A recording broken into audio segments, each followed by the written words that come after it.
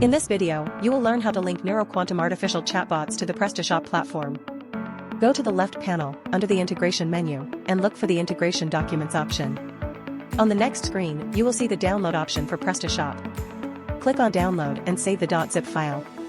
Now, on the Prestashop platform, go to the left panel, select Customize, and look for the Modules option. Then, choose Module Manager. On the next screen, select Upload a Module and choose the .zip file you downloaded earlier. The installation process will begin, wait for it to complete. Once completed, click the Configure button. On the next screen, it will request a bot ID.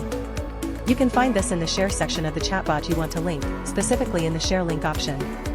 The bot ID consists of all the numbers and letters after the equal sign symbol. It is very important to include the links of the web pages where you want your chatbot to appear in the Allowed Domains section. Copy your bot ID and paste it into the Prestashop configuration section. Finally, click Save. To verify that the process was successful, type NQA in the search bar. It should appear as follows. You will see the module, and next to the Configure button, you should see this menu.